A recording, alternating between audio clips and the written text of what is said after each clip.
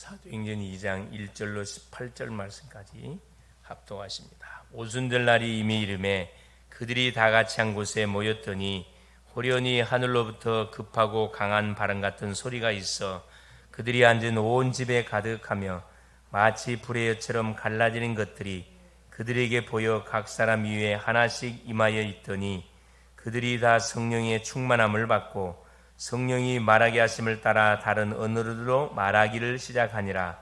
그때 경건한 유대인들이 천하 각국으로부터 와서 예루살렘에 머물러 있더니 이 소리가 나매 큰 무리가 모여 각각 자기의 방언으로 제자들이 말하는 것을 듣고 소동하여 다 놀라 신기하게 여기 이르되 보라, 이 말하는 사람들이 다 갈릴리 사람이 아니냐? 우리가 우리 각 사람이 난 곳 방언으로 듣게 되는 것이 어찌 됨이냐? 우리는 메대인과 바대인과 미대인과 엘람인과 또 메소포타미아, 유대와 갑바도기아, 본도와 아시아, 부르기아와 밤빌리아, 애국과 및 구레네에 가까운 리비아 여러 지방에 사는 사람들과 로마로부터 온 나그네 곧 유대인과 유대교에 들어온 사람들과 그레데인과 아라비아인들이라.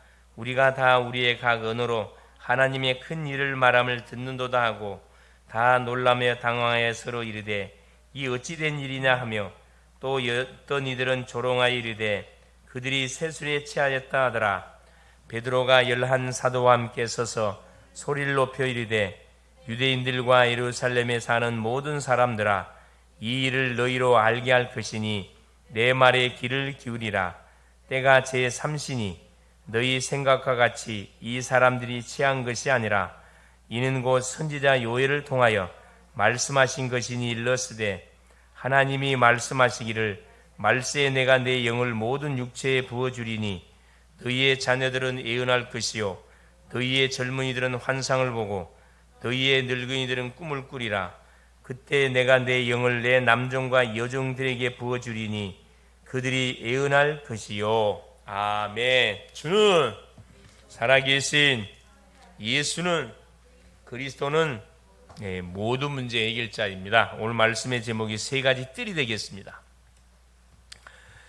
우리가 세계 복음화를 하려면 반드시 이 세 가지 뜰을 갖춰야 됩니다. 우리 개인에게, 우리 교회 현장에.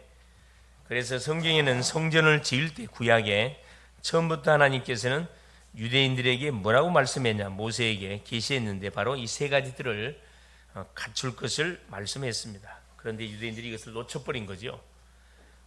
성전 안에 세 가지 뜰이 있는데 세 가지 뜰의 역할을 이들이 놓쳐버린 거예요. 그래서 쉽게 말하면 세 가지 뜰의 용도로 쓰임을 받아야 되는데 세 가지 뜰을 하나님이 만들어 놨는데 그 쓰임 받았던 용도가 엉뚱한 곳에 쓰임을 받았다는 거예요. 그래서 하나님의 진노의 채찍을 통해서 이들이 노예 포로 속으로 끌려가게 된 거죠. 그렇다면 우리가 어떻게 300%를 누리면서 세 가지 뜰을 가지고 세계 복음화를 우리가 할 수 있을까요? 그래서 이번 주 우리 강단 메시지가 참 포도나무이신 예수 그리스도에 대한 말씀을 받았습니다. 그렇죠? 이 세상은 뭐냐? 이 세상은 포도원. 이 세상 포도원은 교회를 의미하는 건데 세상을 말하면서 세상 속에 있는 교회를 의미한다 그랬습니다. 이 교회는 누가? 그렇죠. 그리스도가 머리로 계시고, 그렇죠. 성도는 그렇죠. 참 포도나무로 계시고 성도는 가지라 그랬습니다. 시마다 때마다 계속 영양분을 이 원동질을 통해서 가지는 공급을 받아야 제대로 시절을 쫓아서 그렇죠. 과실을 맺습니다. 풍성한 과실을 맺는다고 말씀했거든요. 그렇죠.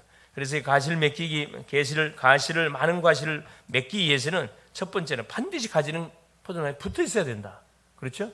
말씀을 떠나서는 어떤 것도 되지 않습니다. 둘째는 싱싱한 열매를 따기 위해서는 잔가지를 싹 제거해 버려야 돼요. 진짜 필요한 가지만 남겨두고 싹 잘라 버려야 됩니다. 우리 속에 있는 모든 세속적인 생각들, 그렇죠? 나중심, 물질 중심, 성공 중심, 모든 하나님과 반대되는 원수되는 생각들을 싹 뭐 해버려야 되냐? 그렇죠? 완전히 주님께 맡겨버려야 됩니다. 맡겨버려야 돼요. 그리고 뭐 해야 됩니까? 그렇죠? 거름을 줘요. 거름. 그렇죠? 이 포도나무가 잘 자라도록 비료도 주고 거름도 저어서 약도 치고 해서 병충해가 조금도 포도나무를 상하지 못하도록, 그렇죠, 열심히 농부가 가꾸고 땀 흘려서 가꿔야 된다 이 말이에요. 결국 포도는 교회예요. 그렇죠. 그 성도는 가지요. 원둥치는 예수 그리스도요. 이 모든 것을 관리하는 분은 하나님 아버지시라. 성삼위일체 하나님께서 믿는 우리와 항상 24시 함께하게 될 때 시대를 쫓아 과실을 맺는 응답을 우리가 누려갈 수가 있다 이 말씀입니다.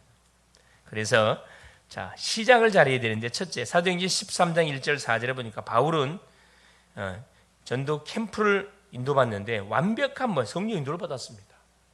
모든 일의 시작은 하나님의 인도, 기도로 시작이 돼. 기도로. 성령 인도를 받았다는 것은 기도했다 이 말이거든요. 바울과 바나바가 사도행전 13장에 보니까 팀이 구성되어 선교사로 탁 파송을 받으면서 가기 전에 뭐 했습니까? 이들이 금식하면서 기도해야 돼. 금식하면서 성령 인도 받으러. 그러니까 하나님께서 가야 만날 사람, 장소, 해야 할 일이 뭔지 싹 하나님께서 세팅을 다 해놔가지고 자연스럽게 일이 되어졌습니다. 우리가 일을 만든 게 아니고 일이 자연스럽게 일이 엮어져 버렸어요. 이게 시간표라는 거거든요. 두 번째 사도행전 16장 6절 10절에 그렇죠. 아시아로 바울이 팀이 가려고 했는데 성령이 문을 막았다 그랬어요. 예수의 영도 막았다 그랬어요. 그래서 간 곳이 마게도냐로 갔잖아요. 길이 막혔을 때는 빨리 눈치를 채야 돼. 왜 길을 막는 거지? 이유가 뭐지? 우리가 지금 길을 반대편으로 가고 있으니까 하나님께서 반대편으로 우리가 방향을 틀으라고 길을 막은 거죠. 완전히 그렇죠. 어디를 향하여?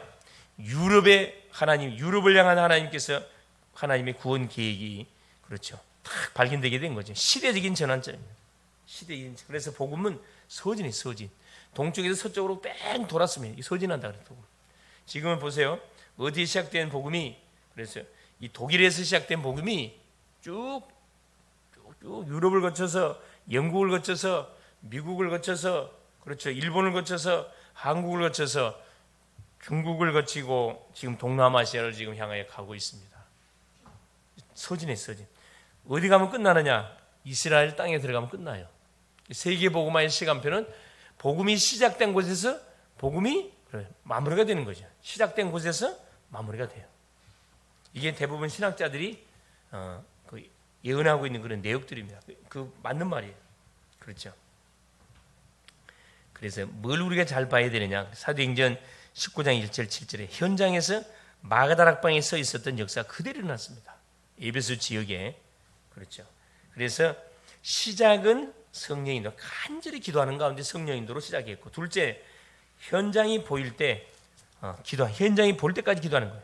뭔 말이냐? 그렇죠. 계속 기도하는 가운데 현장 가보니 기도하고 현장 가보니까 뭐가 흑암이 다 무너져 있어요. 이걸 확인하는 거거든요. 현장이 보인단 말은 막 흑암이 꺾여져 있는 것이 확인되는 거죠. 그래서 틀림없어요. 그럼 현장의 흑암부터 꺾이게 된다.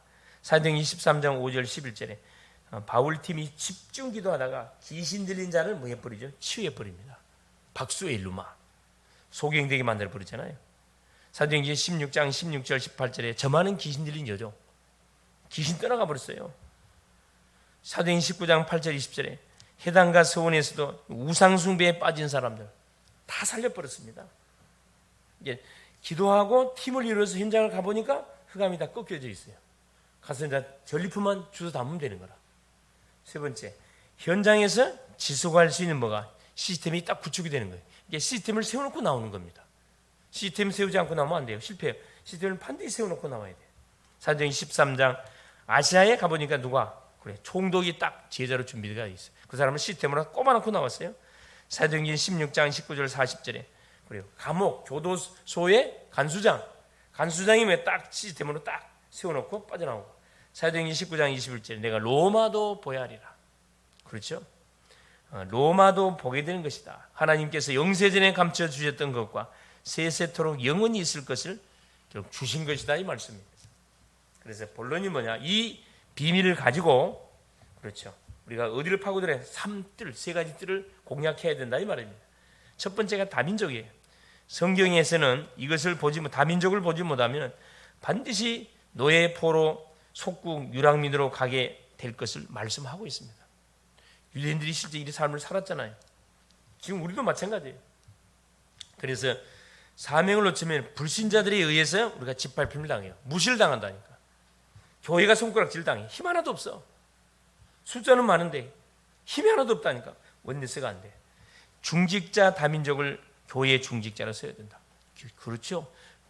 다민족 살리려면 다민족 중직자를 세워야 돼요. 세 번째, 교역자 다민족을 교회의 교육자로 세워. 그렇죠. 교회를 계속 빛의 성전을 쫙 깔아버려야 돼요. 어디 다민족이 밀집되는 현장이야.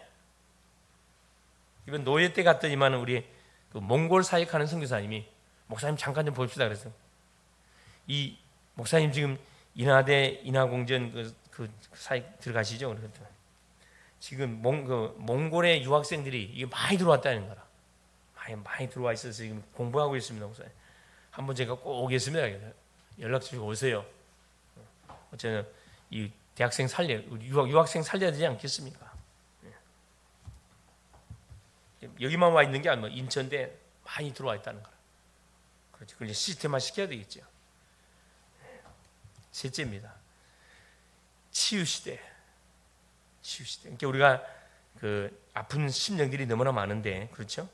멀쩡한 사람 거의 없어요. 거의 안 아픈데 약 안 먹는 사람이 거의 없습니다. 거의 없어요.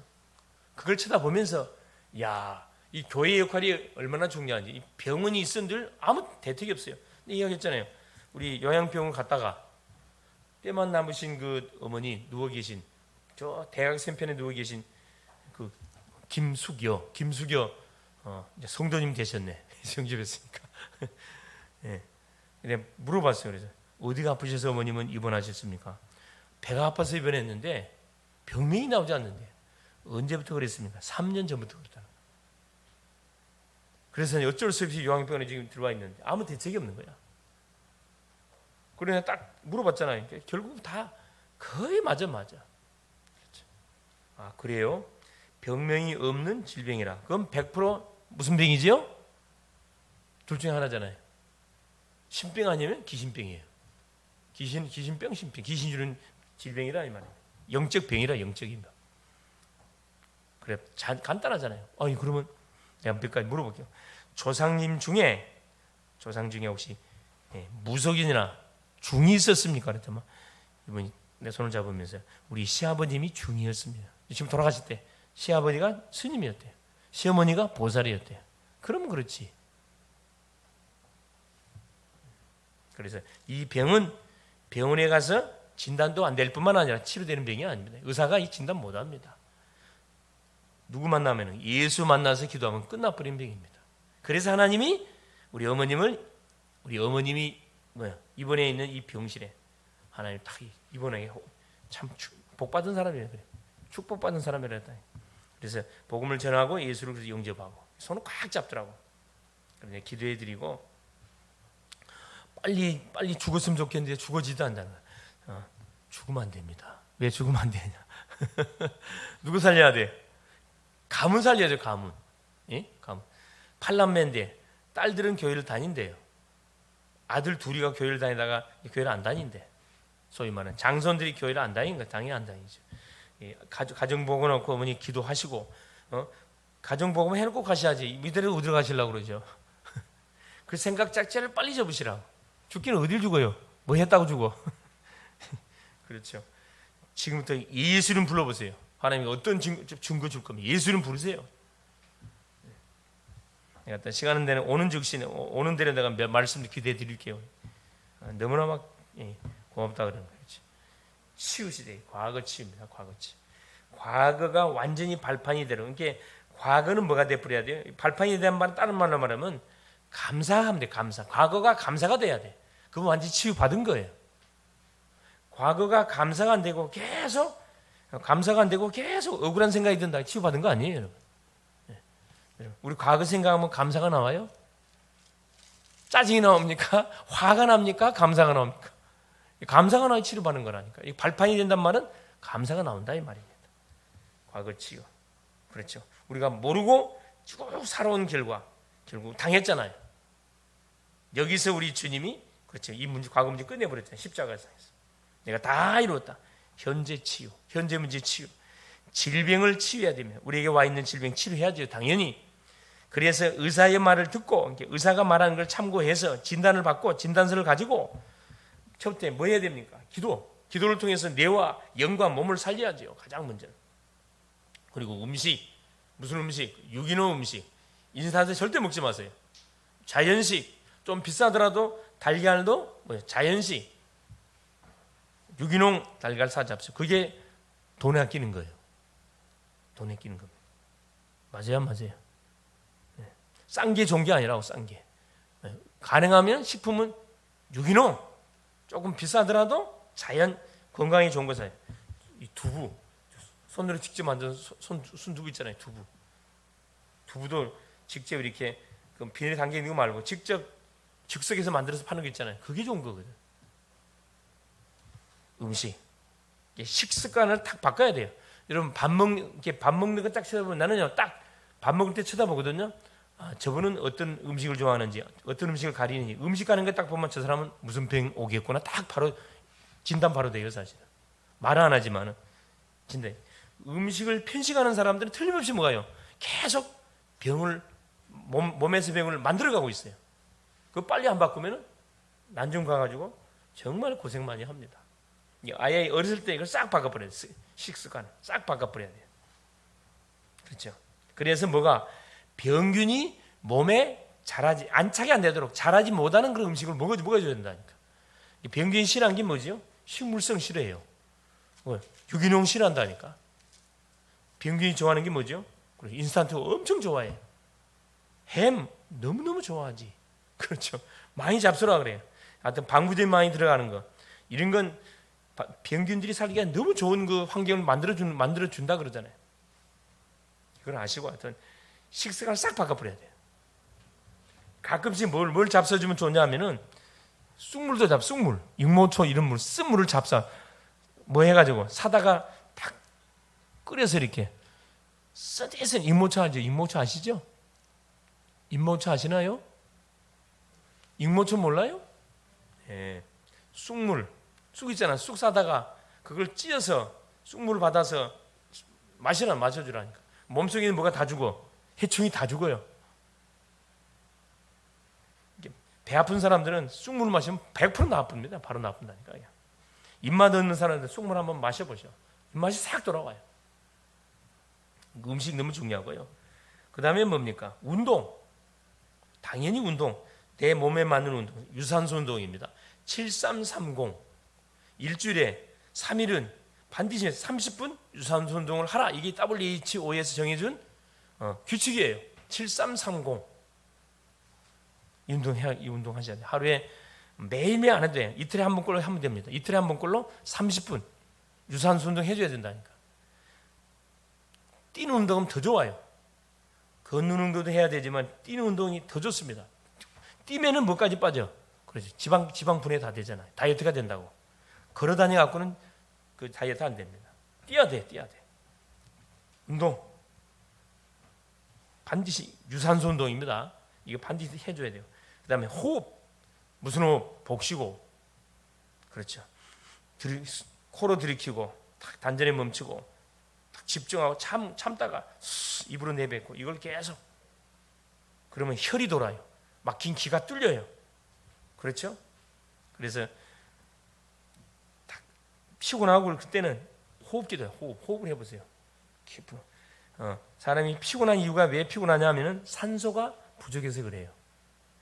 하품을 많이 하신 분들은 산소 부족이에요. 산소 부족. 무슨 말이냐? 언제 하품이 나와요? 식곤증이 와요? 밥 먹고 난 이후에. 밥 먹고 난 이후에 뭐가? 에너지가 엄청 많이 소진되거든요. 산소가 제일 많이 소진이 돼. 산소가 모자라. 그러니까 이게 이제 식곤증이 오는 거라. 그래서 그걸 우리가 잘 참고해 가지고 운동을 해주면 참 좋습니다. 그래서 우리 글로벌 제자교회 성도님들은 몸이 아파가지고 병원에 돈 갖다 준 일이 없어야 돼요. 할렐루야. 자, 질병이 걸려갖고 병원에 돈 갖다 주는 일이 없어진다니까. 아마 분명히 그리 될 겁니다. 그래요. 그럴 돈 있으면 헌금하시라고. 할렐루야. 아시겠습니까? 그래서 한 생명을 살려내야지.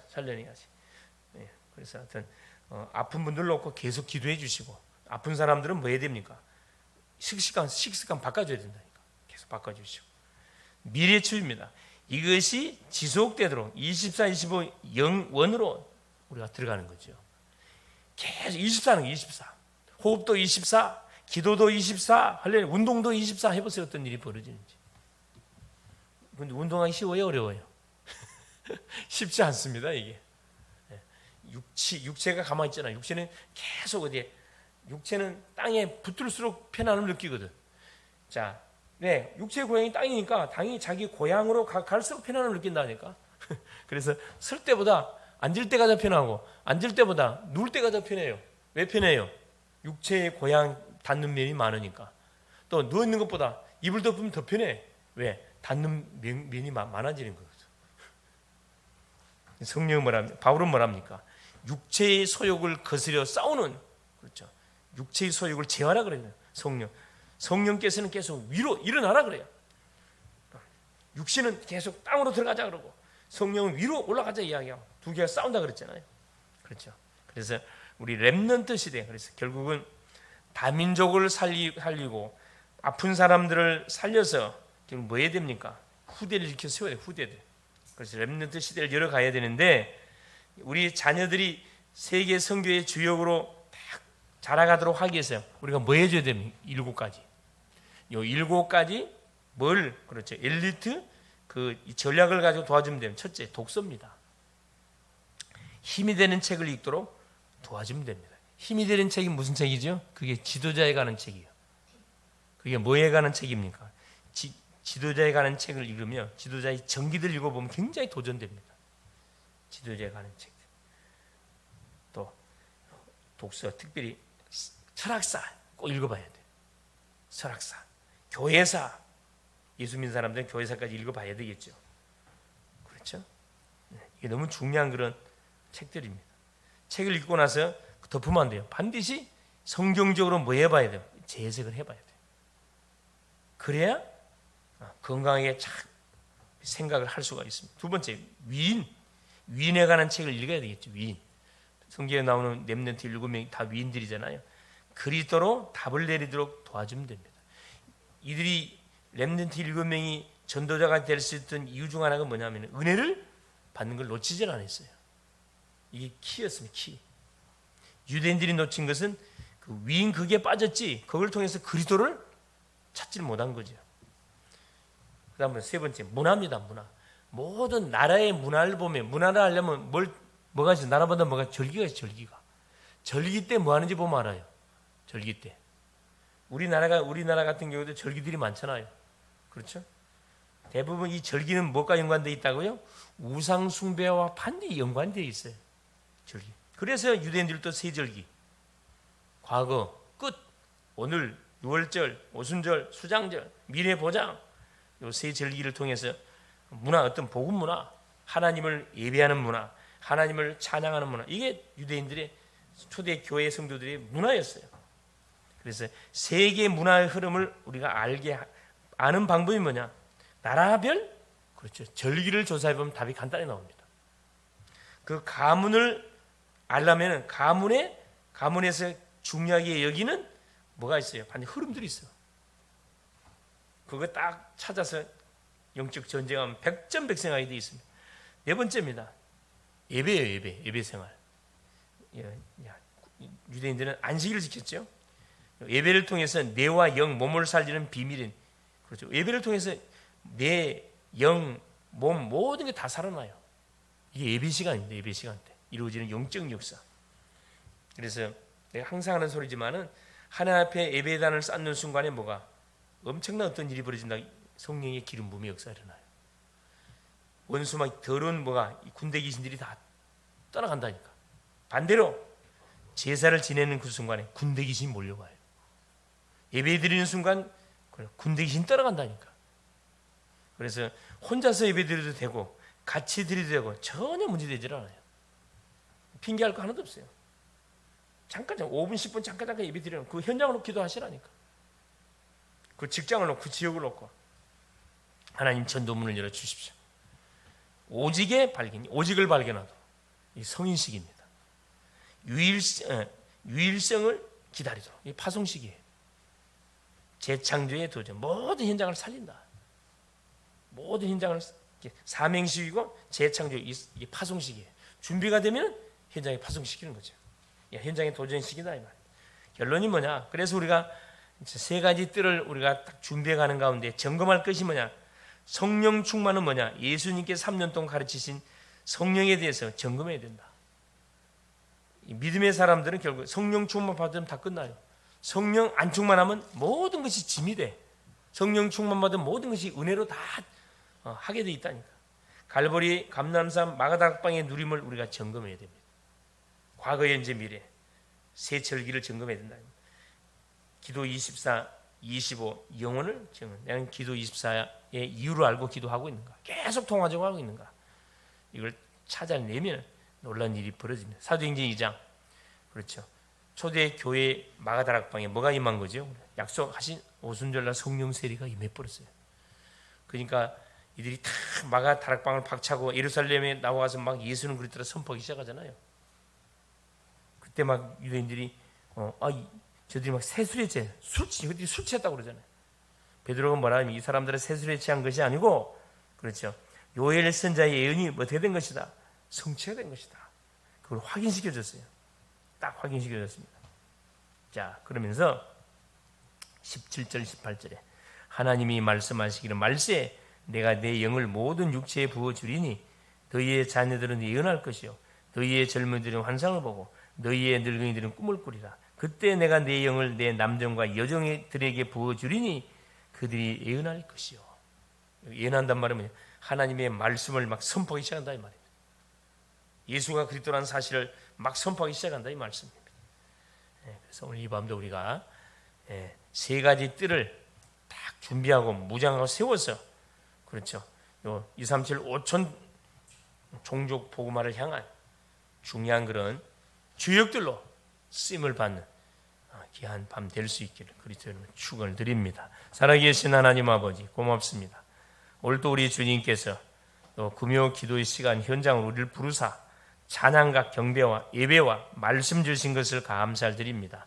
세 가지 뜰을 하나님 반드시 우리가 세워서 가정 안에서 교회 안에서 직장 안에서 지역 안에서 가는 모든 현장 속에 하나님 세 가지 뜰을 준비하여 하나님 이방인을 살리고 우리 하나님 병든 자를 살리고 후대들을 살리는 그런 하나님 전도자의 멋진 하나님 심부름을 감당하는 우리 글로벌 제작계 모든 성도님들 될 수 있도록 성령으로 역사하여 주시옵소서. 그리스도 되신 예수님의 이름으로 간절히 기도 올리옵나이다. 아멘.